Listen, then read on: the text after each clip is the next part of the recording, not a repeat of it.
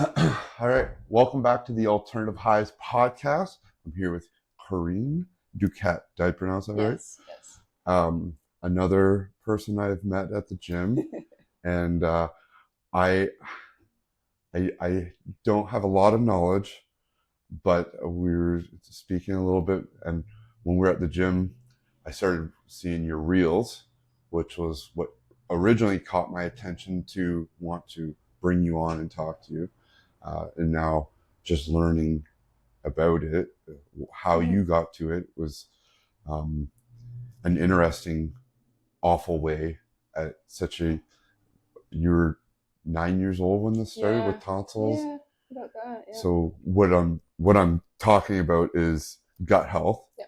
And gut health, I don't think people take gut health as serious as they should. And it's as a man with a spinal cord injury, it is the thing that I suffer with the most. It is my most awful part of me. It hurts the most. It's been the hardest thing to navigate through because nutrition and what we've been told and where we've been led in life and how I won't go down the lead up because that's just a dangerous road. Yes. But I will talk about that it's extremely exhausting, and it's for people who haven't and don't know, it's embarrassing. Mm-hmm. It's hard to explain what's going on with you, but it's part of the reason I thought a good conversation of how do you change? What's the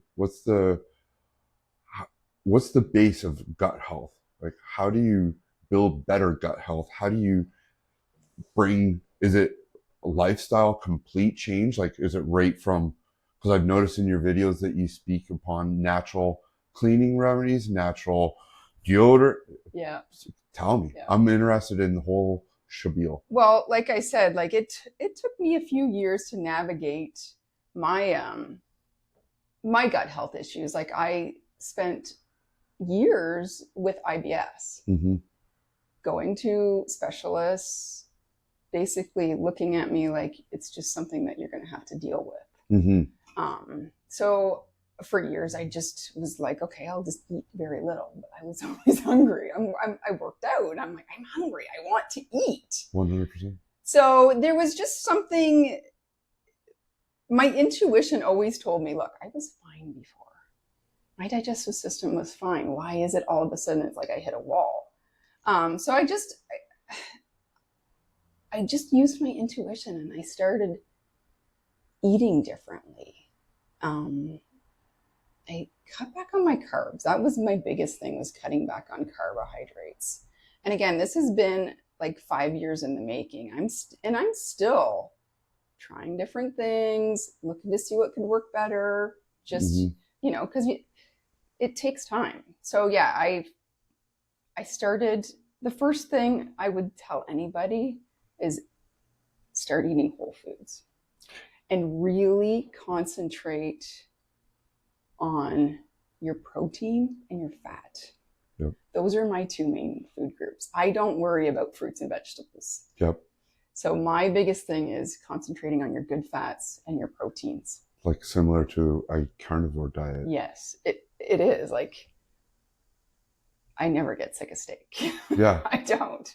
I love steak. I could eat it every day, twice a day. I also love eggs. So those are the big staples. It's like eggs, meat, and dairy.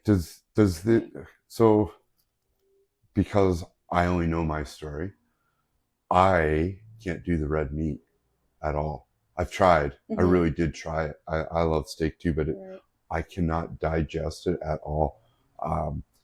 With a spinal cord injury, the intestine and the bladder almost become completely dead, to the point where I have a colonic irrigation once a week where I go and get a empty. Yeah, you have to empty out the bowel. And it's just, it sucks that is my my life Mm-hmm. from, and that's till the day I die, because there's no help any other way. They don't have a type of surgery. They don't have a written dietary, Yeah. like they can suggest, and we've tried literally everything. Right now, I've found that chicken or turkey and quinoa, I don't know That if worked the you, best for it's, you. but I am hungry and I am bored and I am sick of that shit. Like I Yeah. really, I once in a get you. while, I'm like, how much pain are you willing to go through today, mister? So like, what about, is the chicken, the fish, is it the same kind of deal as the red meat? Well, Are with you red getting? meat, you get like I like the fattier cuts of meat Mm-hmm, of red meat. Like I like the blade and the chuck, and again, they're the cheaper. I'll mm-hmm. just say that they are the cheaper Yep. cuts as well. Because again, with fat, you're also getting satisfied. So when you're eating lean, Mm-hmm. you're not getting satisfied. Like our Oh yeah. brains are made of fat. We need that Yeah. cholesterol. There's no such thing as a certain level of cholesterol. You need your cholesterol as high as possible to support your brain, Okay. for your brain to function properly. But again, if you can only tolerate chicken and fish, Mm-hmm. then slather butter on it Yeah. because you want to be satisfied, right? Butter's great for you. It's healthy. It's one of the best fats that we can eat next to tallow. Tallow is also good too, but it's Which is something you wildly, can't get around here very well. I've been looking into it. It's funny because when we were growing up, all this stuff was told, no, no, no, no, no Yeah, eggs, like lard. no. Lard's bad. Yeah, I it's so like learning this now is kind of like a, yeah. and you'll have everybody talk about the food chart, which Oh yeah. again I'll stay away from. Yeah. But what do you, what else could be thrown into a meal like that for the gut health? Like taking away the carbs, Mm-hmm. doing the a meat and egg. Yeah. And why stay away from the veggies and fruit? I Is don't that just a eat. you thing? For me, I eat it. It's not my number one. Okay. We get all of our nutrients from meat, like especially red meat. Like it has all of our daily nutrients in red meat, like Mm-hmm. all of our B vitamins. I just don't think that we should pound fruits and vegetables in our bodies all the time, especially when we don't have a large selection, especially here in Chatham, of organic fruits and vegetables. Like they are sprayed with pesticides. Mm-hmm. So again, and that's going into our system, whether we clean them or not, they're still Is in that there, right right? They're ingrained in, into yeah. the? Like, and when I eat fruits and vegetables. I eat them in season. I'll eat them more when they're in season. I will also pick fruits and vegetables that have a coating on them, like pineapple, um, avocados. I eat a Kiwis. lot of avocados, kiwis, Mm-hmm. um, like I love berries, and I will eat berries once in a while, but I will try to get them organic. But yeah, just sticking with like oranges, things that have coatings on them. But Helps I you. still will wash them. What's the how great's the avocado for a leaky gut? It is what's full of fat. Like it's almost pure fat. Mm-hmm. So avocado is, and it's good for our brain. So again, leaky brain, leaky gut. So there's that Is gut there brain like a connection. avocado a day sort of thing, like, or is it No, like a? when you're eating, in my opinion, when you're eating good fats and protein and you're keeping your carbs low, eat whatever you want. Eat until you're satisfied. Yeah. That's the thing. I felt like for years I juggled with carbs and protein. And if I was eating carbs, I loved protein and fat. Yeah. I was always on that roller coaster of not being able to keep my Very eerie. weight, fluctuated. Does it? Does the weight correspond with the leaky gut? Like, is it? Um, it does to some point. I wouldn't say it really does any.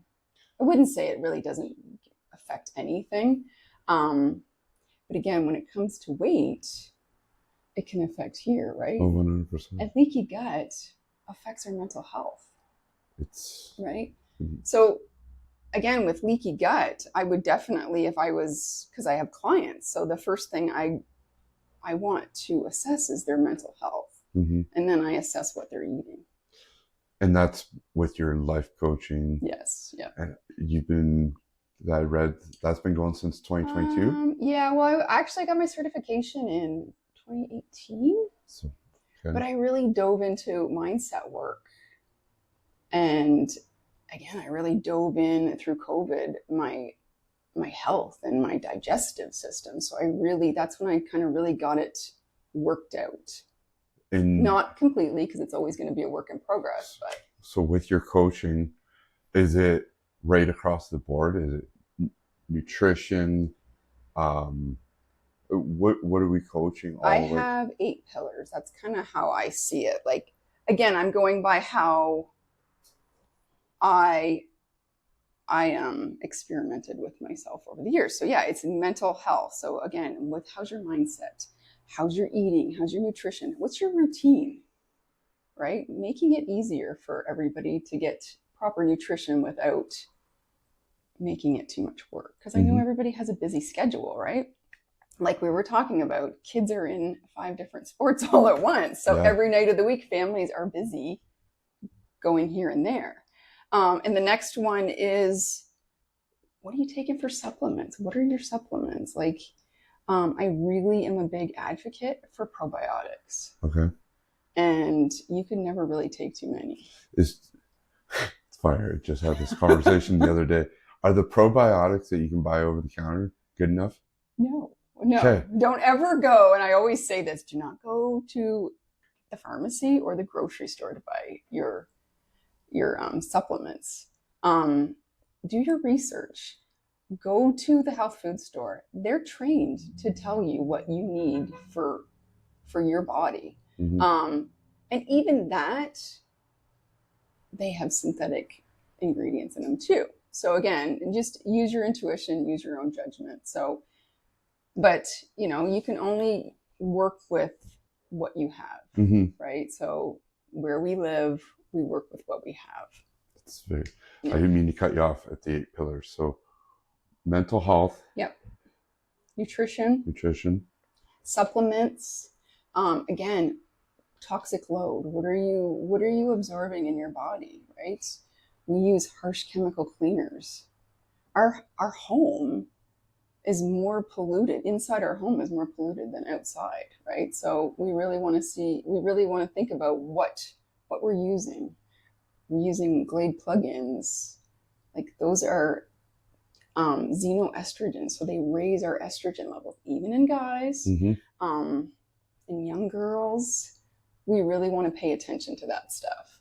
So anything synthetic, you really want to pay attention to. So I'm the type, I only use essential oils for any cleaning, vinegar, just basic cleaners for the house. Because again, I was looking at one of your... mess up your hormone in your brain, your ghrelin hormone and your leptin hormones. That can make you feel hungry. Interesting. Those 2 hormones, never knew anything about them until I researched them, and I was like, it's fascinating. So yeah, a lot of cleaners, chemicals, and all that can make you eat more. Is that even the ones that are the cleaners that they say are? Yes, they still have chemicals. All the way across the board. Yeah. Okay. They can still have chemicals in it. I mean, you can do better if you don't want to make your own. It's still, you're doing better. Yeah. No, I thought that because I was going through your stuff trying to make sure like I didn't boozle anything, and I was like, all my cleaners are pet friendly and this and that, and I was like, oh, Dustin, you do it.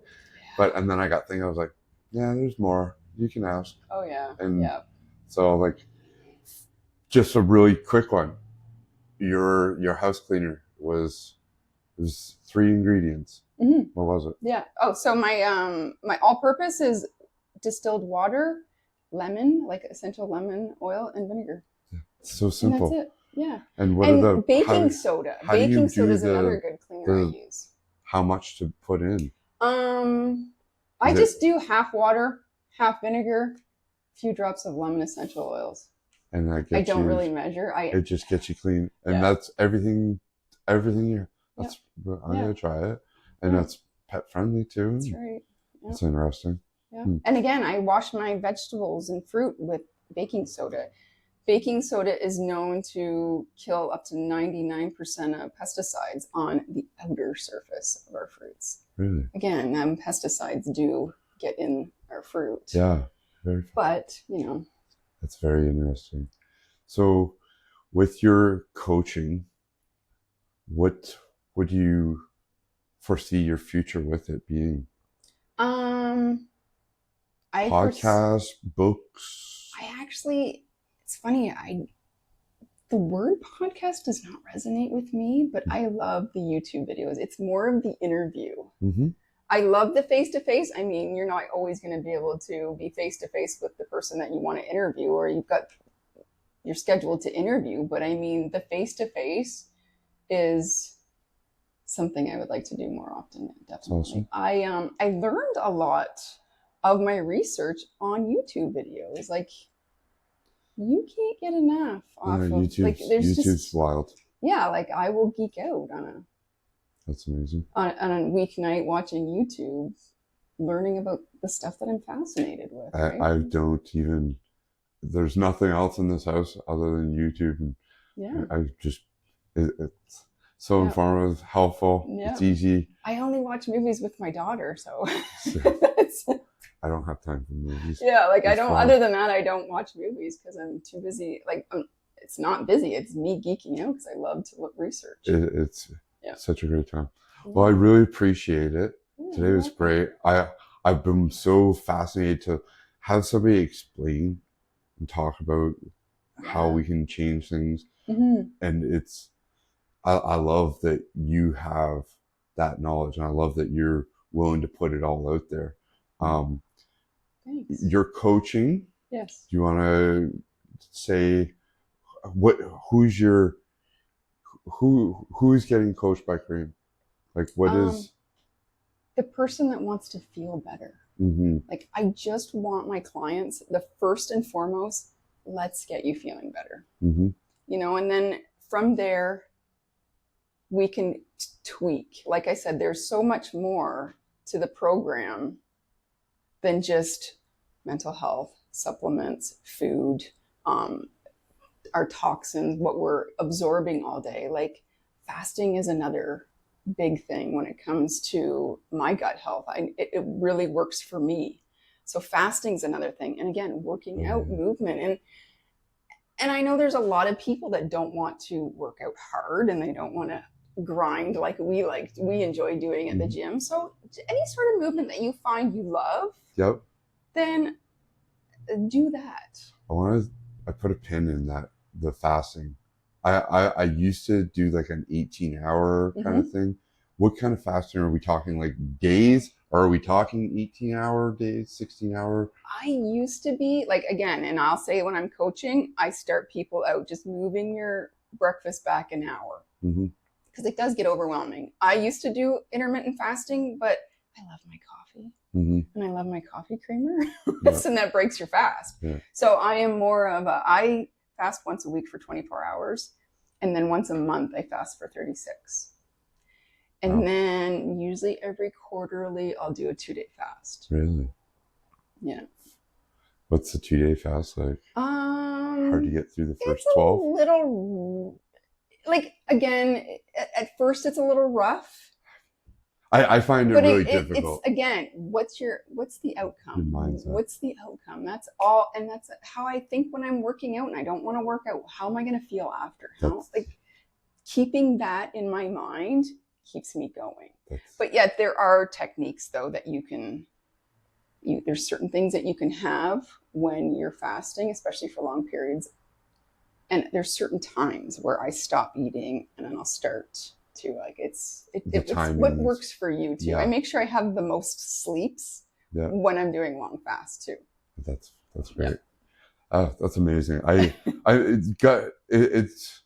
It's such an important topic and it's not touched on ever. And what works for me might not work for someone else as well. So again, like I said, I have 8 pillars. it's again, it's all an experiment. It's all listening to your body, And using your intuition, strengthening that intuition that we have.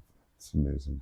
I will have to sit down again Yeah, and definitely. hit everything again because Yeah. I'm going to put things into play.